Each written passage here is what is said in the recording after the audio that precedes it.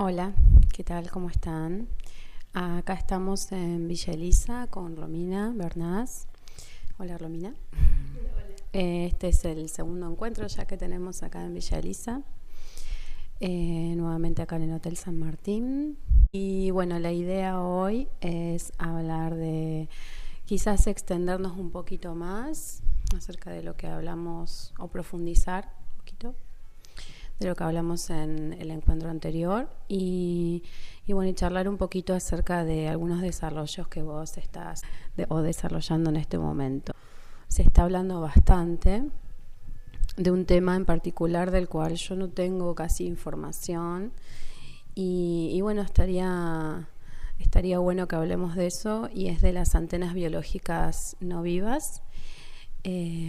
Bueno, primeramente te quería preguntar ¿qué es una antena biológica en sí? Para después por ahí hablar de las no vivas y bueno, y que vienen a, digamos, qué función cumplen para nosotros, ¿sí? Sí, recuerdo que hablamos un poquitito Sí, en la entrevista sí. anterior, que bueno, que de paso te agradezco públicamente por esta entrevista. Y, y antena biológica, eh, como dije previamente, cada uno de nosotros como emisores y receptores de información. Cuando una persona pasa a ser no viva, fallece, se produce una actualización en el entorno familiar, una actualización que de alguna manera nos conecta con ese aspecto fuera de la existencia, que debido a mitos, leyendas y el paquete de datos que cada cultura tiene, esa conexión que se produce cuando fallece alguien y también cuando nace alguien, son momentos de una wifi muy interesante, es en donde estos rituales que nosotros tenemos como sociedad nos van empañando la percepción de esta wifi que produce un gran bache en la conectividad y que tiene que ver con esta conciencia alterna, ¿sí? O esta corriente alterna. Generalmente nosotros vemos que despectivamente utilizamos esta palabra corriente, ¿no? Vos sos muy corriente, sos una persona muy corriente. Por ahí se la escuché mucho a las personas más de Centroamérica, de México. Bueno, sos muy corriente. ¿Por qué esto es un término despectivo? Es porque esta corriente continua nos hace que no tengamos actualizaciones en nuestra percepción y actualizaciones en nuestro diseño, básicamente. Cuando hablamos de diseño, ¿de qué hablamos? Hablamos de la identidad de cada uno de nosotros como un gran software, como un gran programa que está de alguna manera limitado en un mínimo y un máximo por un programador, ¿sí?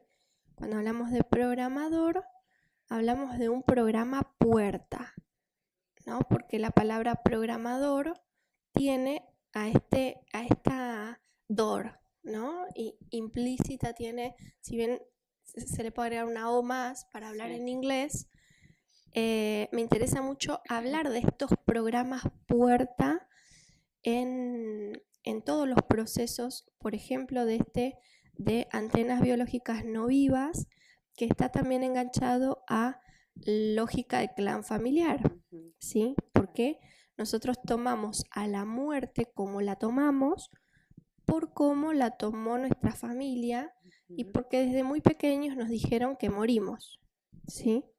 Entonces, ¿eso es así o es una creencia que nosotros tenemos, ¿no? Entonces, bueno, se empiezan a poner eh, en duda muchos paradigmas en esta época y la idea no es de sacar un paradigma para poner otro, sino de realizando estas actualizaciones. ¿sí? Y bueno, entonces antenas biológicas no vivas es realizar esta actualización referido a el diseño muerte, ¿sí? Que todos hemos vivido en nuestra vida experiencias cercanas a la muerte, como ser ese primer animalito que uno tiene y que fallece por primera vez, ¿sí? Ese es uno de los procesos. Después tenemos diferentes también instancias en donde por ahí se muere un abuelo, un padre, un hermano, un hijo. Bueno, todo eso ahora tenemos una nueva lógica para poder observar esos procesos de muerte, ¿sí? Digamos, qué importante es que uno tenga preguntas abiertas, ¿no? Que uno tenga dudas, que hay cosas que no cierren. Entonces ahí creo que uno está disponible como antena biológica, como para descargarse información nueva, nuevas versiones o bueno, lo que sea para estas preguntas que tenemos que a muchos nos viene sucediendo, que estas cuestiones de creencias, que tienen que ver con los valores o con alguna información, ya sea familiar o de nuestra cultura, de nuestra sociedad, que circula y que llega un momento en que queremos encontrarle un sentido más allá de eso. Si esa información ya nos va quedando pequeña, digamos. Entonces, bueno, me parece que visto desde ese lugar es más que interesante. Y bueno, remarcar eso que entre todos estamos haciendo este desarrollo. Cuando tenemos a nuestro alrededor, ya sea, no sé, conocidos o nuestros propios hijos, si es que en nuestra familia ha habido una muerte, por ejemplo, y digamos, es muy interesante cómo por ahí los niños, o sí, más que todos los niños, nos traen estas preguntas, ¿verdad? ¿Hay una manera, digamos, de bajar la información eh, por ahí a un niño? Los niños nos preguntan, van abriendo esas preguntas cuando ya están disponibles a una respuesta. Eso es lo primero, me parece interesante, porque nosotros por ahí vamos con el tema de la muerte y todavía ellos nos hicieron esa pregunta, no están ellos. Entonces, primero observar esa pregunta que sea online. Primero la respuesta online, pero también la pregunta online en el momento presente. Y, y cuando viene esa pregunta a mí, yo te cuento cómo fue en mi caso. Mis hijos tenían entre 2 y 3 años, estábamos comiendo y ellos me preguntan, el mayor, Kimei, me dice, mamá, ¿nosotros morimos? Y yo en ese momento estábamos en la montaña, en un lugar muy tranquilo y con mucho tiempo para hablar y para expresar. Y yo me acuerdo que le dije, sí, morimos, pero lo hacemos es un modo natural que tiene la vida. Y bueno, vivir es parte morir es parte de la vida. Y bueno, fue como una respuesta así como muy naif, pero en definitiva yo le estaba configurando que sí morimos, ¿sí? Sí. Es decir que si nosotros empezamos a asumir el desdoblamiento, yo tengo un aspecto que muere, que está en la existencia, pero tengo un aspecto fuera de la existencia que no muere ni nace, ¿sí? Y fue muy curioso porque a mí a la semana me volvieron a preguntar los dos lo mismo. Y yo ya estaba en otro lugar. Yo ya no estaba viendo lo mismo que la semana anterior. Es más, cuando me preguntan, me dicen, mamá, ¿morimos? Y le digo, no, no morimos. Claro. Era como, bueno, esos fueron los primeros pasos de asumir la paradoja. Ir construyendo circuitos en la comunicación para poder expresar.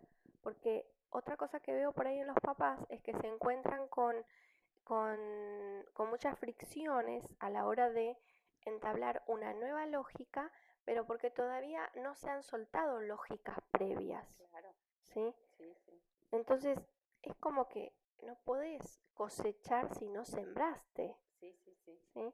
Entonces, bueno, me parece como interesante, primero, esta actualización que ahora es esta corriente alterna bueno, que gracias a Nikola Tesla nosotros sabemos de qué se trata la corriente alterna, y si no, búsquenlo. Gracias a él nosotros podemos asumir las actualizaciones sin tener que esperar a morir, ¿sí? A morir de manera física, ¿sí? Porque la muerte es un mecanismo universal que tiene que ver con proponer las actualizaciones del receptor. Vendrían a ser como formas que tiene la naturaleza de contabilizar las vueltas, ¿sí? Las vueltas o las revoluciones que hacemos. Entonces, como nosotros las revoluciones no son online, tienen que ser de una manera muchas veces agresiva, o muchas veces con violencia, o muchas veces con preguntas abiertas en referencia al pasado. Entonces, bueno, los desarrollos que estoy haciendo son de poder actualizar esos diseños, porque nosotros no es que vamos a dejar de operar con diseños. Los programas son los soportes que necesita la existencia, ¿sí? Esos soportes son necesarios. Entonces, no vamos a salir de los programas, pero sí vamos a poder ver a esa puerta y a esa salida, ¿sí? ¿Cuál es la puerta? Bueno, el programador tiene la puerta. ¿Y cuál es la salida? Bueno, la salida tiene que ver con el éxito, sí, pero no como con el éxito desde la perspectiva que teníamos de éxito así contemporánea, sino con este exit, ¿no? Este éxito tiene que ver con la salida del programa, ¿sí? Pero siempre que hay una salida hay una entrada, ¿sí? Siempre que hay una salida hay una entrada. Entonces, vos fíjate que la palabra éxito me coloca una O, me coloca un nuevo potencial, ¿no? Entonces, en esa salida yo puedo bajarme un nuevo potencial. ¿Qué potencial me voy a bajar? El potencial de recorrer de nuevo el programa desde la puerta hasta la salida, o de habilitar una nueva versión del programa que obviamente me va a plantear nuevos desafíos, ¿sí? Pero para asumir los nuevos desafíos del programa tengo que tener una disponibilidad, ¿sí? Si no, no. Si no, vuelvo de nuevo al programa anterior y lo exploro, al programa muerte, al programa los valores, ¿no? De como que todavía queda estas ganas de explorar los valores, o somos compañeros, ¿no? Somos amigos y los amigos no fallan a otras personas y Bueno, entonces cuando sigo con ganas de explorar los valores, sigo con ganas de explorar los mismos programas previos, pero eso no está ni bien ni mal, simplemente tiene que ver con la disponibilidad de cada uno de los receptores, ¿sí? Y bueno, y con esto de la muerte lo mismo, es como cuando la fruta está madura para hacer una actualización de la versión del programa muerte, porque es un programa, es ahí cuando aparece el éxito o el exit, ¿no? La salida a ese programa puerta que me va a dar inicio a otro programa. No es que salgo del programa. Salir de los programas es, de alguna manera, salir de la existencia. Porque, como dije, la existencia tiene el recurso de utilizar programas para explorar cada uno de los puntos del espacio-tiempo, ¿sí? No dejo de existir con los programas, pero es muy, muy diferente es explorar un programa con un punto ciego o explorar un programa con un punto lúcido, ¿sí? Es muy diferente, es muy diferente. Entonces, bueno, de esto se trata antenas biológicas no vivas, ¿sí? Despejar la X de todas las distorsiones que nosotros tenemos adheridas a lo que es la muerte, a lo que es morir, que es que morir contiene la palabra amor, ¿sí? Es decir, que nosotros cuando no queremos morir estamos rechazando el amor de alguna manera. Entonces ese rechazo produce una resistencia, y como toda resistencia produce carga que de acuerdo a cada receptor hasta qué punto puede soportar una carga o no. Enlazando un poquito los desarrollos, entonces, dentro de un clan familiar, estas antenas biológicas no vivas que todos tenemos dentro de nuestros grupos familiares, nuestros clanes familiares, nos pueden informar, ¿verdad? ¿Qué ocurre cuando percibimos que hay cierta repetición de eventos, de circunstancias o de, modos de vida, modos de existencia en nuestros clanes familiares? Y de alguna manera esto nos damos cuenta de que nos condiciona en nuestra vida. Nos empieza como a picar algo y estamos viendo que hay algo que viene que no es mío solamente, sino que tiene que ver con una información que me trasciende, ¿sí? ¿Cómo puedo hacer yo con eso? O sea, pueden suceder varias cosas, algo de lo que yo voy viendo, que algunas personas lo que hacen es reaccionar en forma contraria. Por ejemplo, si en mi familia generalmente las personas no sé, se han dedicado a tales profesiones, no sé, viene una persona y hace lo opuesto, ¿no?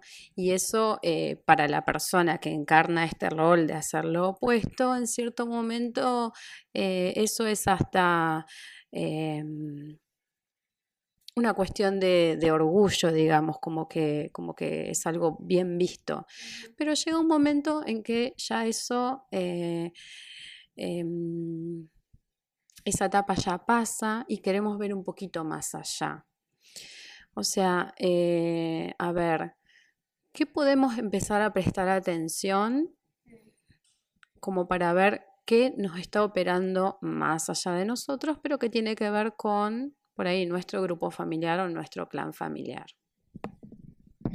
Bien, es muy interesante porque dentro del clan familiar hay muchas lealtades invisibles, ¿no?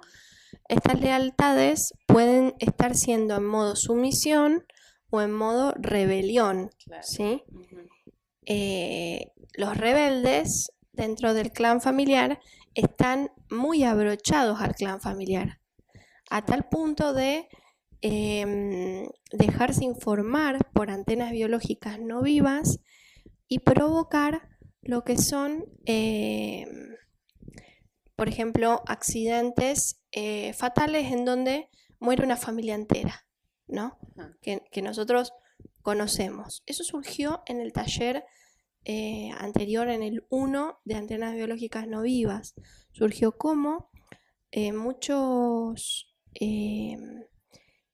receptores se dejan informar por genocidios que han habido o muertes en masa, porque los genocidios son algo que vimos mucho en el taller, que es estas muertes que son de una determinada, de un determinado grupo social o de una determinada etnia, en donde se aniquila a todo el clan completo, ¿no? Sí. Si nosotros somos judíos y se nos mata a todos los judíos, nosotros sentimos que es que mataron a toda nuestra familia, ¿sí? A todo nuestro clan familiar. Entonces ahí es en donde si yo no salgo de ese programa puerta, la salida va a ser, en muchos casos, descargarme una información de accidente en donde muera todo mi clan familiar. ¿Sí? Es fuerte esto, pero bueno, estamos ya con circuitos para poder asumir estas informaciones que nos llegan y nos llegan en los talleres y nos llegan a todos. Y bueno, y como es un montón de cosas, porque la decisión de vivir tiene que ser una decisión muy autorreferente. Hay 3 momentos en donde uno decide vivir. Uno es en la concepción, otro es en la fecha de nacimiento y otro es en ese momento de la vida en donde un conflicto pone en marcha una serie de mecanismos para que tengamos lo que llamamos en conciencia psicobiológica un conflicto desencadenante, ¿sí? Es decir, que primero vino una programación previa en el receptor. Esa programación es el conflicto programante. Yo programo en mi psiquis, programo un determinado conflicto a resolver, ¿sí? Sí. Luego eso desencadena una serie de acontecimientos que me dan el conflicto desencadenante. Por eso en la consulta las personas generalmente vienen con el conflicto desencadenante, pero no con el conflicto estructurante. Claro. ¿Sí? Entonces, esto es muy interesante verlo porque ahora, tomando conciencia de cómo estas antenas biológicas no vivas informan, uno puede acceder al conflicto estructurante, ¿sí? Y en definitiva, el conflicto desencadenante es la salida al programa. Por eso, evitar los conflictos es evitar la salida de los programas. Y esto sucede porque nosotros estamos en una cultura en donde nos enseñaron a que no tenemos que pelear, no tenemos que ser agresivos, no tenemos que criticar, no tenemos que ser belicosos, ¿no? Tenemos que trabajar para la paz. Pero ¿qué pasa si yo en este trabajo por la paz estoy evitando el conflicto y este conflicto es la salida del programa? ¿Sí? Vos nombraste conflicto desencadenante. ¿Qué sería esto? ¿Qué puede ser? Digamos, como para aclararlo un poquito más. ¿Puede ser una enfermedad? ¿Puede ser algún acontecimiento trágico o fuerte para la vida de una persona? ¿Y qué tendría esto que ver con, o sea, lo que a mí me sucede hoy con mi clan familiar o con una información que está pidiendo ser vista quizás o hacerse consciente y que mi tránsito, mi existencia o mi biología la está queriendo, procesar o mostrar de alguna manera? ¿Qué vendría a ser un conflicto desencadenante? Bien, bueno, seguimos con el tema de las antenas biológicas no vivas, ¿sí? Y bueno, un conflicto desencadenante puede ser que estoy embarazada y de mi primer hijo y de repente mi pareja muere en un accidente de auto, ¿sí? Entonces, en ese momento puede ser un detonante que va a desencadenar una serie de cosas. Primero, en ese proyecto sentido que es el hijo, ¿no? Simultáneamente en la mamá, en los programas de supervivencia, de cómo va a sobrevivir, de si va a sobrevivir su hijo, no va a sobrevivir su hijo, sin padre. Bueno, se empiezan a poner a estructurar una serie de acontecimientos que pueden o no provocar una biologización, ¿sí? Un DHS, lo que conocemos como DHS, que es un shock biológico o un shock psicobiológico, ¿sí? Porque si bien esta es la biología la que tiene sus programas, es la psiquis la que percibe, ¿no? Entonces, Hammer dice, los programas son biológicos. Sí, los programas son biológicos, pero funcionan con un aparato perceptual que es la neurología.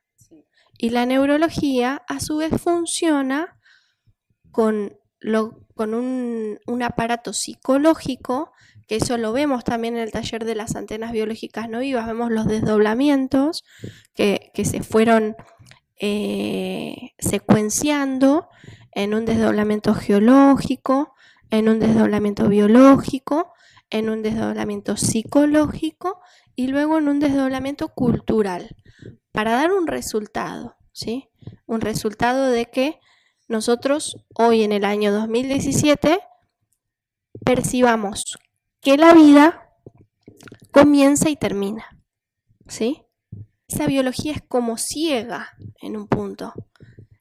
Precisa sí o sí de la percepción para que le diga qué tan grave es el problema, como para poner en marcha una serie de programas biológicos que van a reparar un shock, ¿sí?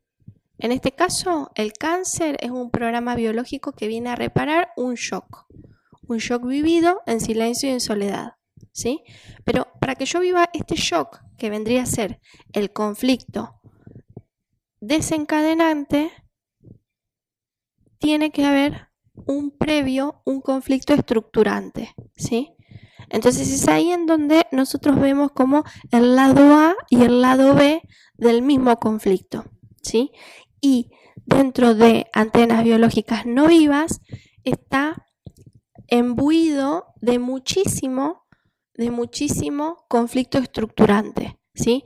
Porque todas esas antenas biológicas no vivas que están en nuestro árbol transgeneracional tenían estos programas de muerte, ¿no? Y tenían sus propias percepciones de muerte. Entonces, eso también impregna a nuestra percepción de cómo vivimos o cómo morimos. Entonces, cuando la persona empieza a intuir que está siendo informada por una antena biológica no viva, es ahí cuando esa reconfiguración vida-muerte puede tomar otro curso, ¿sí? Y puede hacer otro desarrollo la persona, muy diferente. Y obviamente que le va a cambiar totalmente lo que es la vida. Estas biologizaciones que vienen aparentemente de nuestro árbol o que nos trascienden, que tienen que ver con nuestro clan familiar, ¿cómo las podemos empezar a observar para que nos informen un poquito más, ¿sí? No quedarnos con esto de que, por ejemplo, en mi familia, lo que vos decís, se suele decir o escuchar que hay muchos casos de cáncer en una familia, entonces la persona, bueno, que aún no ha tenido la enfermedad, que no tuvo la enfermedad, toma esta información como una alerta y puede empezar a tomar medidas como para prevenir o, bueno, hacerse, no sé, chequeos periódicos y demás, digamos. ¿Cómo podemos ampliar un poquito nuestra percepción de la cuestión y empezar a ver que, a ver, yo personalmente percibo esto, está bien, la información que corresponde a ese clan familiar está, porque sí, hay muchos casos de cáncer en esta familia, no se puede negar. Pero eso, ¿cómo impacta en mi vida? O sea, ¿cómo lo observo? Bueno, me vinieron muchas cosas mientras que hablabas, y una es que nosotros permanentemente nos informa la muerte, ¿sí? Entonces, nosotros tenemos los ejes. Eje X, nacimiento y muerte. Eje Y, una sincronización constante de todas las velocidades. Punto. Entonces, cuando yo me estoy dejando informar por ese eje X, por esa linealidad, la muerte va a ser algo que me está informando desde un futuro lineal, ¿no? Desde un futuro que no existe. Es simplemente una ilusión de percepción que yo tengo de que la muerte está al final de mi vida, ¿sí?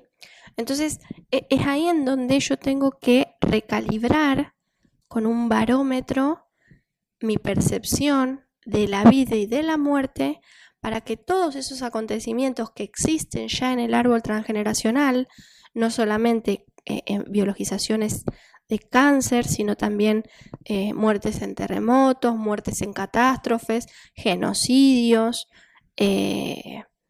accidentes violentos y todas las formas de morir, inclusive la más benévola, que es morirse de viejo, ¿no? Inclusive morirse de viejo puede estar informando a la persona desde un futuro ilusorio, generando que la persona siempre quiere estar joven, que no se le note una arruga, que no se le caigan los pechos, que no se le caigan... O sea, cuando eso genera carga, esa carga hay que observarla porque es la muerte que está informando desde una linealidad aparente, ¿sí?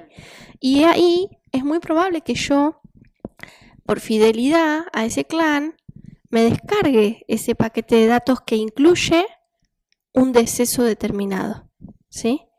Porque si es algo que quiero aclarar es que el destino existe solo para una identidad duplicada, ¿sí?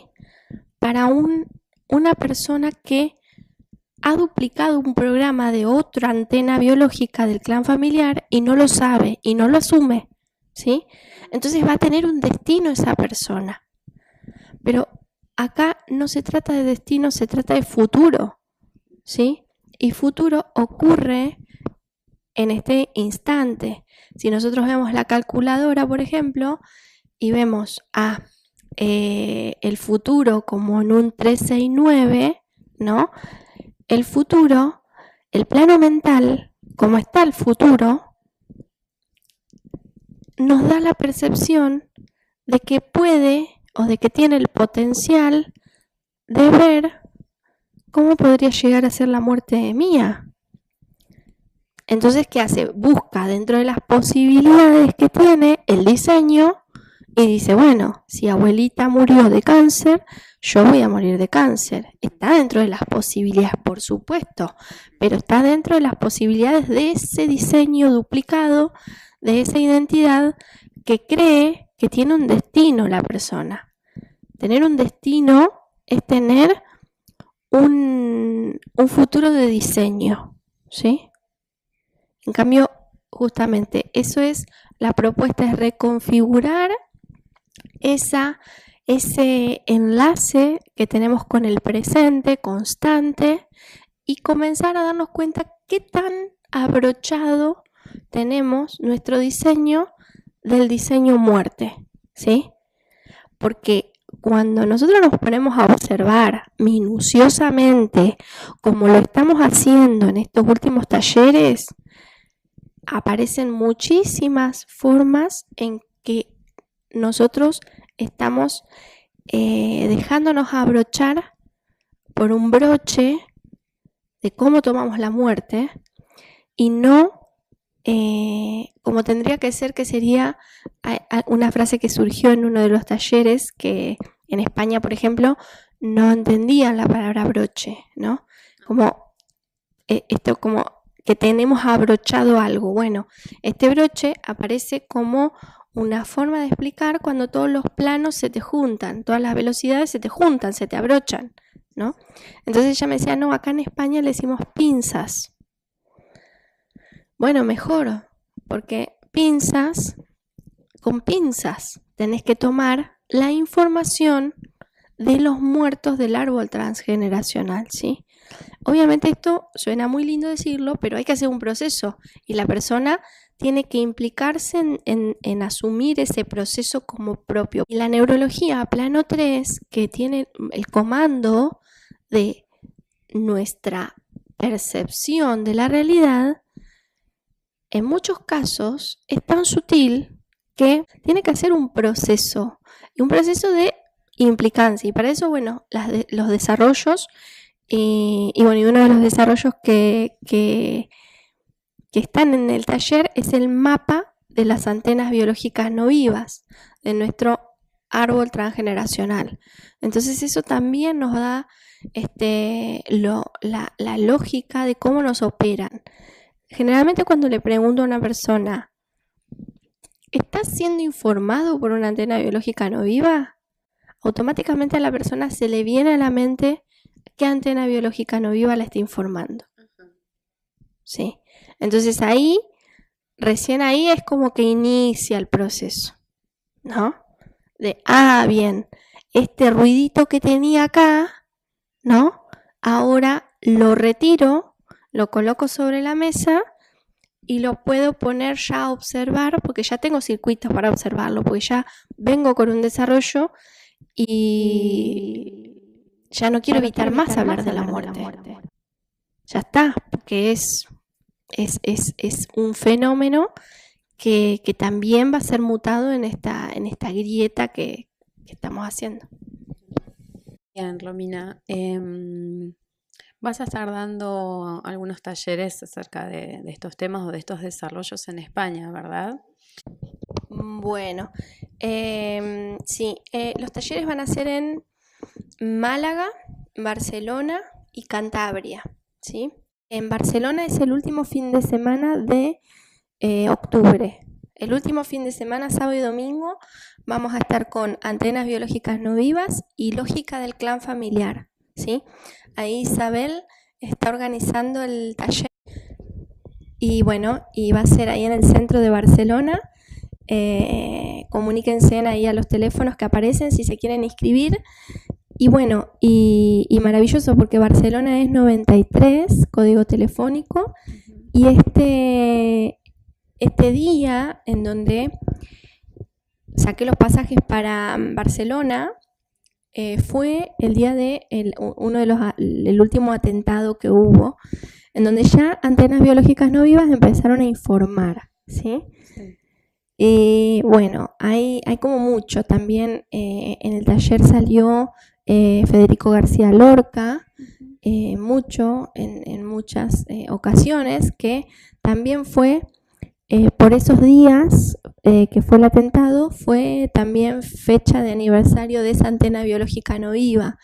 Así que bueno, vamos a estar como resignificando todos estos acontecimientos también sociales, estas muertes masivas, estas dictaduras que se han vivido, estas guerras también entre personas del mismo pueblo, y bueno, y sobre todo con Cataluña, que se está en este momento está en un proceso muy particular de autorreferencia. Entonces me parece muy interesante que se haya dado de esa manera, porque primero iba a ser Cantabria, pero bueno, sucedió que el primero va a ser Barcelona para resignificar todas estas muertes, todos estos conflictos y todos estos programas que nos hacen entrar y salir como por un tubo, le decimos acá, no sé cómo será allá en España, pero nos hacen entrar y salir a duplicar estos programas que tenían o que tienen estas antenas biológicas no vivas, ¿sí? Entonces, bueno, ese sería Barcelona, y luego Málaga que es muy interesante. De paso le mando un beso a Maika porque ahí, además de antenas biológicas no vivas y lógica del clan familiar, vamos a estar dando lógica para emprendedores, ¿sí? Y bueno, y eso también se pone muy interesante porque emprender desde otra lógica, sobre todo con este 34, que es el plano 3, comparación y competencia, y el diseño que muchas veces nos da como que no hay nada nuevo bajo el sol, que no hay otra cosa nueva para hacer, ¿no?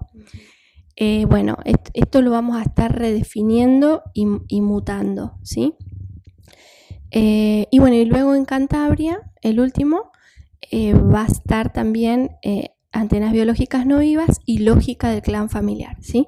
De todos modos voy a estar atendiendo consultas privadas y bueno, si surge alguna otra cosa como educación también o crianza que me han preguntado, bueno, voy a estar disponible ahí para abordarlo. Y bueno, y le quiero agradecer a todas las personas que me han convocado para ir a sus ciudades aledañas, a Málaga y a Barcelona y a Cantabria, pero que va a ser imposible para mí poder agregar más fechas, ¿sí? Les agradezco muchísimo y si tienen alguna duda o se quieren acercar en grupo para los puntos de encuentro, que van a ser 3 puntos de encuentro dentro de España, o sea, no es poco.